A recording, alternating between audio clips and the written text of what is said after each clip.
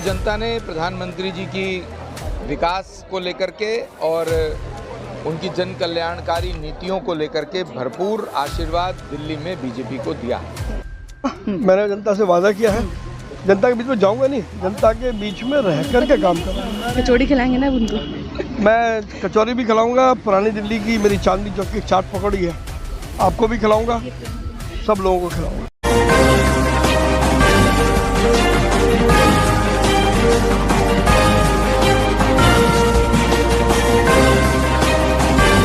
दिल्ली की जनता ने प्रधानमंत्री जी की विकास को लेकर के और उनकी जन कल्याणकारी नीतियों को लेकर के भरपूर आशीर्वाद दिल्ली में बीजेपी को दिया। अगर बात करें जिस तरीके से आप लोग जनता जनार्दन के बीच में गए थे, जनता से आप लोगों ने अपील करी वोट की, क्या जो उन लोगों की समस्या है कि कितने समय में आप लोग उसको जल्द से जल्द ठीक करने की कोशिश करेंगे? ऐसा है, development is always a ongoing process और उसमें कभी कोई लिमिटेशन नहीं होती है। एज़ पर द रिक्वायरमेंट हम जनता के बीच में है, जब हम जनता के बीच में हैं तो जो जनता कहेगी, जैसा कहेगी हम करेंगे। कांग्रेस में लगातार जिस तरीके से कल राहुल गांधी की बैठक हुई है, राहुल गांधी कहते हैं कि अब देश के प्रधानमंत्री नरेंद्र मोदी को अपने पद से इस्तीफा दे जाना चाहिए, उस पर क्या कहेंगे? उनको शर्म आनी चाहिए। उनका पूरे गठबंधन में कोई प्रधानमंत्री बनने लायक व्यक्ति वो आज तक बता नहीं पाए, तो इतनी बड़ी बात कहते हैं वो। यूपी से खास तौर पे कह रहे हैं कि यूपी की जनता ने उनको साफ तौर पे दिखा दिया कि कैसे दिखा दिया?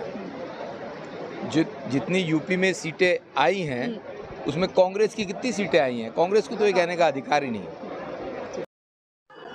भाई ये श्री नरेंद्र मोदी जी की जो जन कल्याणकारी योजनाएं थी, अनेक जो विकास के तोहफे उन्होंने दिल्ली के लोगों को दिए, अनेक ऐसी योजनाएं उन्होंने दिल्ली में शुरू की जिससे गरीब लोगों को बहुत लाभ मिला। दिल्ली की अनऑथराइज कॉलोनीज को रेगुलाइज किया गया, झोपड़ी के लोगों को पक्के मकान बनाने का जो काम है वो शुरू किया गया। खोखा पट्टी के लोगों को 10,000 रुपये से लेकर 50,000 रुपये की आर्थिक सहायता उपलब्ध हुई। 73 लाख राशन कार्ड धारियों को मोदी जी की सरकार ने मुफ्त राशन उपलब्ध कराया। पीएम विश्वकर्मा योजना शुरू की, जिनके पास हाथ का हुनर है, धोबी है, कुम्हार है, लुहार है, खाती है, मोची है, दर्जी है, उनको 1 लाख रुपये से लाख बढ़ा।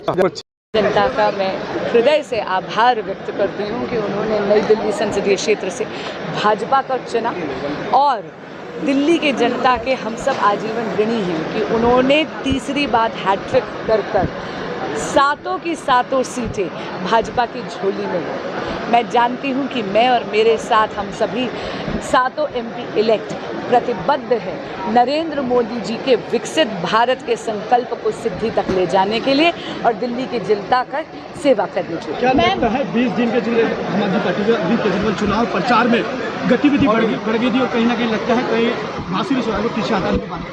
देखिए, माननीय मुख्यमंत्री अरविंद केजरीवाल जी ने 2014 में भी प्रचार करा, 19 में भी प्रचार करा, 2024 में भी प्रचार करा, लेकिन बहुत विनम्रता से कहूँगी कि रिजल्ट सबके सामने है।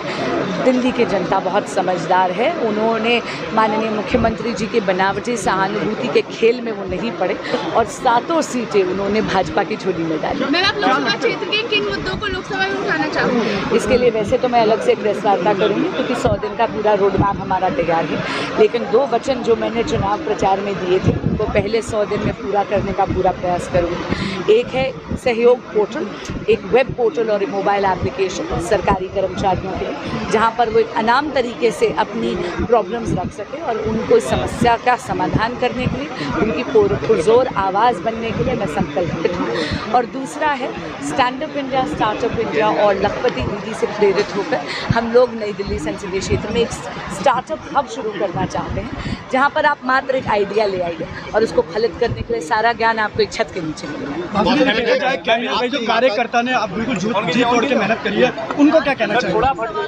भाजपा का प्रत्येक कर्मठ कार्यकर्ता जिसने जुझारू तरीके से इस चुनाव में कार्य करा है, उनके मैं हृदय से धन्यवाद करती हूँ।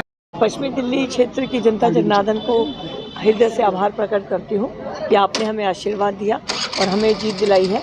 ये जीत आपने प्रधानमंत्री नरेंद्र मोदी जी के किए हुए कामों पर 10 साल का जो रिपोर्ट कार्ड है उस पर दी है। मैं विश्वास दिलाना चाहती हूँ क्षेत्र की जनता को कि विकास के कार्यों की गति को और बढ़ाएंगे और उनके लिए हम रात दिन काम करेंगे। क्या लगता है जो एजेंडा आपने रखा था जीतने के बाद उसके 100 दिन के अंदर उसमें क्या कितनी गतिविधि से काम होगा? 100 दिन के अंदर पूरी गति से काम होते हुए नजर आएंगे। हमने ब्लूप्रिंट पहले ही तैयार किया है और हमारी लोकसभा के अंदर अलग अलग क्षेत्रों को हमने 3 कैटेगरी में बांटा है। तो जो गांव और अनऑथराइज कॉलोनी है वहाँ पर जो भी ग्राम सभा और डीडीए की खाली ज़मीन है उनके ऊपर पार्क बने, स्पोर्ट्स फैसिलिटी बने, कम्युनिटी हॉल बने, इसके लिए जगह को आइडेंटिफाई करेंगे। कुछ रोड हमारे इंक्रोचमेंट बहुत ज़्यादा है, उसको जाम फ्री करवाएंगे। मेट्रो फेजेस 2 आने हैं, उनके लिए मैं सरकार से मिलकर जैसी सरकार बनती है बात करेंगे। तो क्षेत्र की जनता को जो भी हमने 100 दिन के लिए अपना एक मैनिफेस्टो में वादा किया था, हम उसके ऊपर काम करते हुए नजर आएंगे। इंडिया अलायंस की 234 सीटें आई हैं, उसको लेकर क्या कहेंगे? सरकार बनाने की दावा कर रही थी। देखिए, भारतीय जनता पार्टी और एनडीए अलायंस पूर्णतः बहुमत से है और भारतीय जनता पार्टी और हमारे सहयोगी अपनी सरकार बनाने के लिए 10 साल से इस तरह से काम कर रहे हैं।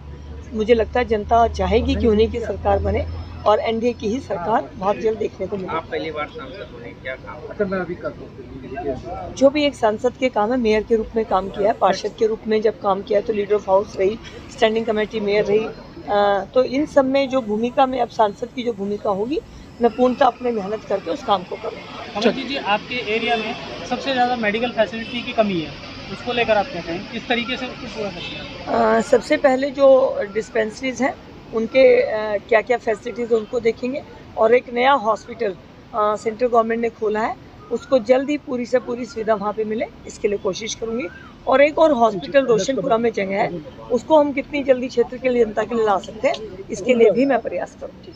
से सांसद अब बन चुके हैं, 7 सीटें जो है आप लोग विजय हासिल करे हैं, क्या करेंगे? सबसे पहले बहुत 7 सीटें दिल्ली में प्रधानमंत्री नरेंद्र मोदी की विश्वसनीयता और भारतीय जनता पार्टी के कार्यकर्ताओं की अटूट मेहनत का परिणाम है।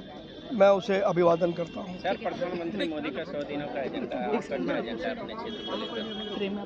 100 दिनों का एजेंडा हमने पहले से घोषित किया हुआ है और अब हम पूरे टीम के रूप में मिलकर के उस एजेंडे पर काम करेंगे। सर, जिस तरीके से आप जनता जनार्दन के बीच में गए थे, जनता से जिस तरीके से आपने रूबरू करा, क्या लगता है आपको कि जिस अब सांसद बन गए, क्या जनता के बाद आप दोबारा जाएंगे उनके बाद? बिल्कुल जाऊँगा, मैंने जनता से वादा किया है। जनता के बीच में जाऊँगा नहीं, जनता के बीच में रह कर के काम करूँगा। कचौड़ी खिलाएंगे ना उनको? मैं कचौरी भी खिलाऊँगा, पुरानी दिल्ली की मेरी चांदनी चौक की चाट पकौड़ी है, आपको भी खिलाऊँगा, सब लोगों को खिलाऊँगा।